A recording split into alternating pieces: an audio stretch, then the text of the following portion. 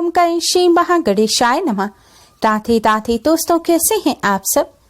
दोस्तों, साल 2023 की पहली नवरात्रि जो कि माँ गुप्त नवरात्रि है, इस बार 22 जनवरी को शुरू हो रही है।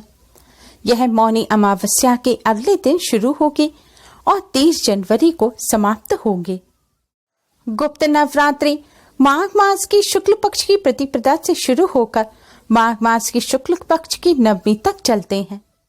गुप्त नवरात्रि में घट स्थापना का शुभ मुहूर्त 22 जनवरी की सुबह 10:04 से सुबह 10:51 तक का है।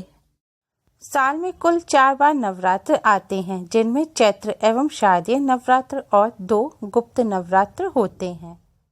आमतौर पर जहां नवरात्र में 9 देवियों की विशेष रूप से पूजा करने का विधान है, वहीं गुप्त नवरात्र में 10 महाविद्या की साधना की जाती है।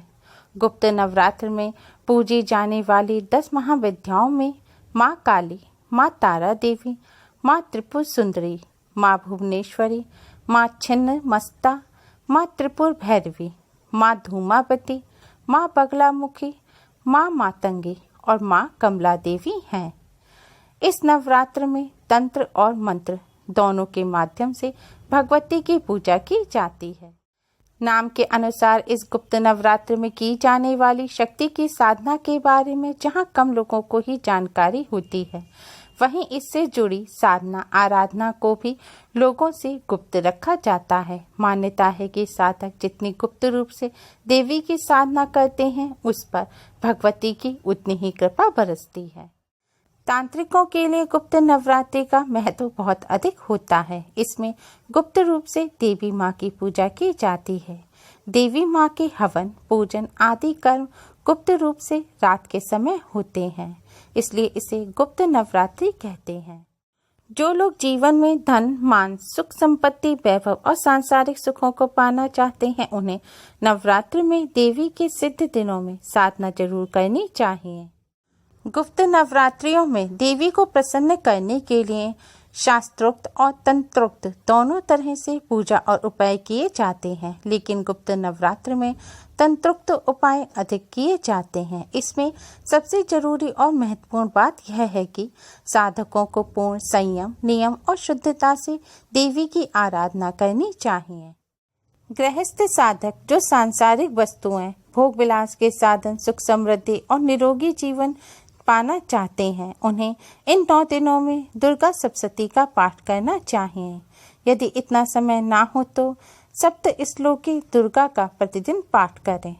देवी को प्रसन्न करने के लिए साधना की पूर्णता के लिए 9 दिनों में लोभ, क्रोध, मोह, काम वासना से दूर रहते हुए केवल देवी का ध्यान करना चाहिए। 9 दिनों के बाद कन्याओं को भोजन कराएं, उन्हें यथाशक्ति दान दक्षिणा वस्त्र भेंट करें। गुप्त नवरात्र में देवी भगवती के भक्त बहुत ही कठिन नियमों का पालन करके देवी की साधना करते हैं। उपवास रखकर श्लोकों और मंत्रों का जाप कर भक्त देवी के प्रति अपनी भक्ति को दर्शाते हैं। यह माना जाता है कि इस समय देवी तुरंत ही अपने भक्तों की प्रार्थना स्वीकार कर लेती हैं और उनकी इच्छाओं को पूरा करती हैं। इस नवरात्रि को सिर्फ शक्ति प्राप्ति के लिए ही नहीं, बल्कि अपनी सभी समस्याओं की समाप्ति के लिए भी किया जा सकता है। माघ गुप्त नवरात्र में भी चैत्र मास और शारदीय नवरात्र की तरह पूजा की जाती है। गुप्त नवरात्रि की पूजा विधि इस प्रकार है। नवरात्रि के पहले दिन साधक को सुबह ब्रह्म मुहूर्त में स्नान करके साफ वस्त्र धारण करने चाहिए। इसके बाद एक साफ चौकी लेकर उस पर गंगा जल का छिड़काव करना चाहिए और उस पर लाल रंग का कपड़ा बिछाना चाहिए। कपड़ा बिछाने के बाद कलश की स्थापना करनी चाहिए। कलश की स्थापना के लिए एक मिट्टी का पात्र लेना चाहिए। उसमें जल भरकर गंगा जल डालें। उसे ढक्कन से बंद करके एक नारियल पर लाल रंग की चुनरी लपेटकर कलश के ऊपर स्थापित करें। कलश की सही प्रकार से स्थापना करने के लिए आप कलश स्थापना की संपूर्ण विधि की वीडियो जरूर देखें। वीडियो का लिंक आपको डिस्क्रिप्शन में मिल जाएगा। इस बार गुप्त नवरात्रि में घट स्थापना का शुभ मुहूर्त है 30 जून की सुबह 5:14 से सुबह 11:33 तक और अभिजीत मुहूर्त सुबह 11:25 से दोपहर 12:35 तक। कलश स्थापना के बाद माँ दुर्गा की प्रतिमा या तस्वीर को चौकी पर स्थापित करना चाहिए और माँ को रोली का तिलक करना चाहिए। इसके साथ कलश का भी तिलक करना चाहिए। तिलक के बाद माता को श्रृंगार की सभी वस्तुएं अर्पित करनी चाहिए और उन्हें लाल रंग के पुष्पों की माला और पुष्प अर्पित करने चाहिए। इसके बाद माता के आगे धूप पर दीप जलाने चाहिए और उनके मंत्रों का जाप करना चाहिए। फिर गोबर के उपले पर अग्यारी करें। इसके लिए उपले को पहले सुलगा लें, फिर उस पर घी डालें, कपूर रखें, कपूर जलाकर उसमें 2 लौंग के जोड़े चढ़ाएं और 1 बताशा चढ़ाएं। अग्यारी के बाद माँ दुर्गा की कथा सुनें और उनकी कपूर से आरती उतारें। हो सके तो दुर्गा सप्तशती का पाठ करें।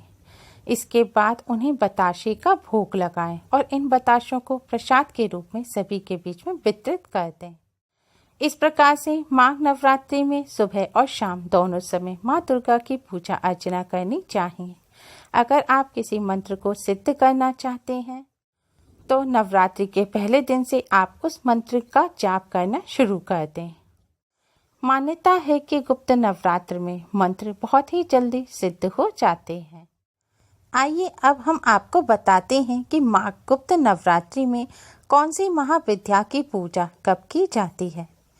पहली माघ गुप्त नवरात्र में माँ काली की पूजा की जाती है, यानी कि नवरात्र में प्रतिपदा तिथि पर माँ काली की पूजा की जाती है। दूसरी माघ गुप्त नवरात्रि पर यानी कि द्वितीया तिथि पर माँ तारा की पूजा की जाती है। तीसरी माघ गुप्त नवरात्रि पर यानी कि तृतीया तिथि पर माँ षोडशी की पूजा की जाती है। चौथी माघ गुप्त नवरात्रि पर यानी कि चतुर्थी तिथि पर माँ भुवनेश्वरी की पूजा की जाती है। पांचवी माघ गुप्त नवरात्रि पर यानी कि नवरात्र की पंचमी तिथि पर माँ भैरवी की पूजा की जाती है।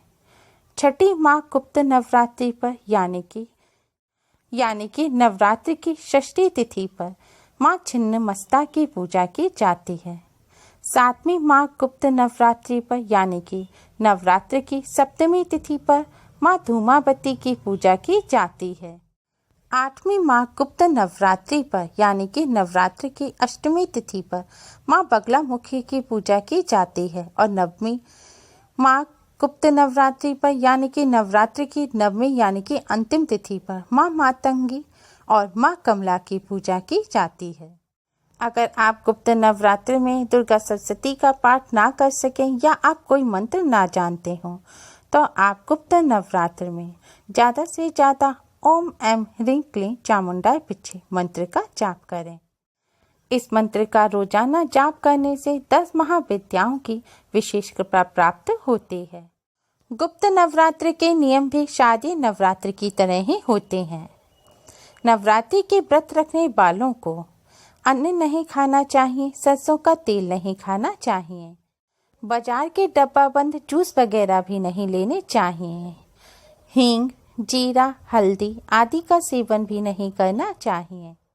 व्रत रखने वालों को सादा नमक का सेवन भी नहीं करना चाहिए। व्रत में आप व्रत का नमक खा सकते हैं, साबूदाना और कूटू खा सकते हैं, सिंगाड़ी का आटा भी खा सकते हैं और सबा के चावल, आलू, दही वगैरह भी खा सकते हैं।